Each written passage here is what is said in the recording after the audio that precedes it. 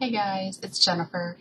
This is Monday, March 5th, 2014, and it is my 2-year Surgiversary. What is awesome about today is that today was also the day that I had my 2-year post-op appointment. I've made it a year ago, and I intentionally made it on the 5th, and I'm glad I did, because it was the whole day has been extremely stressful, and I am exhausted, so as soon as I finish making this video, I'm folding the stuff that's in the dryer and I'm going to bed. I have had my niece with me all day, which was a very good thing, actually. She's seen a lot of stuff today, and that was all good, and it was just a stressful day, though. So let me talk about my visit. Today was my 2-year post-op visit. I love my surgeon, Dr. Taylor with Barracks Clinics in Ypsilanti. Love him. I think he is an awesome surgeon and an awesome doctor in general, and he's just very down to earth, and I love being able to talk to him. Okay, so they start with your weight. They take your weight, obviously. So before I stepped on the scale, I asked the nurse, what did I weigh last year? And she said 216. So I stepped on the scale, and all I was thinking is, like, please, please, please don't make me more than 216. And I stepped on the scale, and what do you know, I was exactly 216. So she said, well, that's good, you're maintaining, that's very, very good news. And then she asked me, was there any complications or any pain or anything? And I said, oddly enough, I had extreme pain yesterday. It went from, like, the middle of my stomach all the way to the right side and all the way down. Lasted for about 2 hours, and it was so painful that I could barely walk. I was almost in tears because it hurt so bad. Now, I know that if I get stomach pain on the middle to the left, that it's just gas. I've learned that over the years. And gas pain is horrible, but this pain was worse than that. And I was telling people it felt like I ate a balloon full of razors. Because on top of the pain, it felt like I drank 1,000 gallons of water. I was so bloated. So I told them that, and basically what the doctor said about that was that he wants me to monitor it, that most likely what it was is just that I ate something that had too much fat and it was too greasy. I told him the truth. I had 2 donuts. Normally I don't eat 2 donuts. I don't eat 1 donut, so to eat 2 was crazy. And he just said, monitor it. If you are still having pain every single time you eat, you need to come in and we need to do a CAT scan. Mostly because when he checked my blood levels, when you do the blood work, when I checked that, my liver enzyme was elevated. So that, combined with the fact that the pain was on the side of my liver, I don't have my gallbladder, but he said that even though you don't have a gallbladder, you can still get gallstones. Instead of blocking your gallbladder, though, it blocks the one of your bile ducts, and that causes the pain. So he said just monitor it, and if I'm only getting it once in a while, it's most likely because I'm eating crap I'm not supposed to eat, and my body doesn't want me eating it. So donuts, I don't eat them very often anyway, but I can't eat them anymore. I did have a little bit of pain earlier today, but it didn't last very long, so that was good.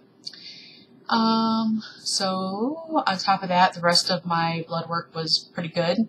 I didn't get it all done because my insurance doesn't cover everything that they wanted me to have done. But the other thing that was kind of low was my vitamin D, and he said he does not want me taking a supplement for it. He wants me to get it from my foods. So he told me to eat more dairy, to drink milk, eat cheese, and that's really the only kind of dairy I like. So that's what I have to do. I asked about calorie content, like if there was a range that we should be in when you get to two years out. And he said it doesn't matter. After you get to like the first 18 months, he really doesn't want you eating more. Like the most that you should top out at is 1,200 calories a day. You should be eating, 3 meals a day, no snacks. If you're going to have a snack, it's got to be a fruit or a vegetable, or preferably a vegetable. And he said, make your meals between 300 and 400 calories each, or eat 6 meals of like 150 calories or 200 calories, and you'll be fine. So whatever. I told him that goes in the next thing. I told him that I'm ingesting between 1,800 to 2,000 calories a day. He said that was too many. He said even though you lose the weight really fast, that when you start to regain, you regain it slowly. So to have that much calories is not good, because even though I'm not really gaining weight right now, I still could. He said you're not really going to lose much more weight unless you did a drastic change in your eating habits. You're not really going to lose more weight. And I told him that I was concerned. I was concerned about how much food I could eat. I was concerned that I had a lot less restriction. He did admit that at this point, I've probably regained all the absorption back, because you lose the malabsorption part. So you start absorbing everything that you're eating, and you can stretch your pouch out and you can stretch out the opening. And I just told him I was kind of concerned about it because I was having a lot of issues with food. To which he said, have you ever considered a revision? I had not considered a revision because I had gastric bypass. I'm like, what revision can you do? He's like, we could do a lap band. And I immediately said, no, I'm not doing the lap band. And he said, it's up to you. I'm just saying, I do a lot of lap bands on gastric bypass patients. You know, it seems to work. For you, you would lose another 30 to 40 pounds. And I said, well, that's all I would want to lose. I'm like, I don't want to be skinny. Like, I don't. And he was like, to be honest with you, I don't think you want to be skinny either, because it would look weird on your frame. It would just, I understand why you don't want to be skinny. But we did agree that your goal was 180, and the lap band would take you to 170 and 180. He said you would regain complete restriction. It would be just like it was when you got out of gastric bypass. You'd have to start again with liquids, and then puree, and then soft foods. There'll be some foods that you can't eat anymore, because sometimes food will get stuck if your band is too tight. And I said, well, I don't want to do the band, because what if the band slips? And then what? And he's like, with the gastric bypass, if you have a lap band after gastric bypass, the lap band cannot slip. Which right then caught my interest. Because all I've been saying to you guys is I wish I had the restriction, that I missed having the restriction. So to go here today and not even, this visit did not go the way I thought it was going to go. It went much more positive than I thought it was going to go. So now he has kind of placed revision on the table based on my insurance that I have. The two qualifying factors is your BMI, and you have to have a medical condition. My BMI is 35, so that qualifies me for a revision. And then medically, my blood pressure is low, my cholesterol is good, but I have sleep apnea. So because I have sleep apnea, that qualifies me. So really all I have to do is get a note from my family physician saying that it's medically necessary, get proof from my sleep doctor that I have sleep apnea. I turn that stuff in. My surgeon schedules me for an endoscope, because he goes down and he sees how much the opening of my pouch has stretched and how much of my stomach has stretched. And if he feels that I'm candidate, I schedule surgery, and it could happen that fast. If I were to do that, you have it done. It takes about an hour, and you go home about 4 hours after that, and you start all over. Restriction, and you come in I think he said you come in every 3 months, and he'll adjust the band for the first year. You come in every 3 months, or every 6 weeks. And he adjusts the band for you until you get to your sweet spot, and then you come in once a year. I'm considering it, but it's on the table, but I'm kind of iffy about it, because my train of thought is this. My options are this. Either I stay where I am right now, and geez, oh Pete, sorry. I stay where I am. I'll be around 215. I will have to monitor my food, and hopefully I will maintain. I could have the plastic surgery, and that will take off a lot of the fat, and I will probably lose about 10 pounds in that. So I'll be around 200, and then I just have to watch my food and maintain. Or I could have this revision surgery, have a smaller stomach that has a lap band on it. So it's something invasive in my body. You do have to come to appointments every year. You can't just fall off the face of the earth because you have the band. And if you go too long without a doctor's visit, the band can erode your stomach. So that is that downfall. But that's an option. And if I do that, I'm going to lose another 30 to 40 pounds. You know, assuming that I follow the food plan.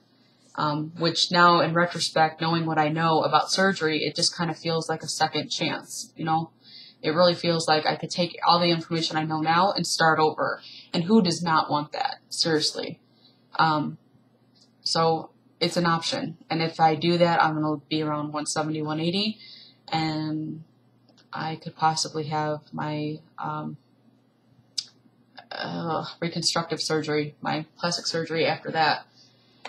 So I don't know. I'm kind of up in the air about it because I don't really like the lap band too much, but it would make me healthier. It would improve my health even more. I would most likely not have sleep apnea anymore. And I would finally get to goal. And I don't know how important that is to me, but it's something that I have to think about now because now it's on the table and it would happen very quickly because I am a very organized and detailed person. So it would happen very quickly. I think you only have to take like a week or two off work with it. Maybe not even that. I think like a week. And it's just like literally starting all over. So I have to think about it. The other thing that he was talking to me about was, plateaus and how if I start to lose weight again or, if I just maintain for a long time, that's totally normal. And I was like, I've been through enough plateaus over the past 2 years that I'm cool. Like I really don't need to talk about it. The good thing is that when I talked to the new dietitian, I was again very honest with her, and she said, if you really need frozen Cokes that bad, I'm not going to take them away from you, but I am going to tell you that if you are serious about making changes, which it sounds to me like you are, you need to cut back on the frozen Cokes, maybe just to get smaller sizes every day. And then reduce the size to like a kid size and then just have them 2 times a week. She's like, I'm not going to take them completely away from you because then you're going to feel restricted and you're going to stop doing everything you're supposed to do. She's like, but if you want them, have them twice a week and that way you still feel like you have some kind of reward throughout the week. She said, but otherwise you want to eat just meat or protein for your meals. You can add vegetables to that. You do not drink with your meals. You do not drink anything else that has calories in it. And then she said, you're doing good with everything. And, you know, if you really don't like cooking or if it's really too hard for you to cook for one person, you can do like the healthy choice frozen foods. And I asked her, well, what about the sodium? There's a lot of sodium in that stuff. And she said, I'm not concerned about sodium. I'm not even talking to you about sodium. I'm talking to you about protein levels and calorie levels. And that's what I'm talking to you about. Okay. So that was my visit. I'm sorry it took so long. I'm at a crazy space right now because I'm not quite sure what to think, especially because I'm so tired. But I am going to think about it. I'm just not sure if I really want to put the band in my body. It's kind of a risk, you know. Anyway, so if you've had the revision and you have the lap band after bypass, I'd really like to hear from you. Because I really would like to hear what it's like from real people who had it and not just from the medical field. Or I guess that's it. I guess that's it. Anyway, I appreciate all your comments. Thank you to all my new subscribers. Thank you to everyone who leaves comments. You guys are so awesome. Every comment I've gotten since I've been making videos has been positive, so I really appreciate that. And I got my nails done. Aren't they cute? My niece told me that they have to be pink. So anyway, I will talk to you guys all later. Thank you so much for watching and have a great week. Bye.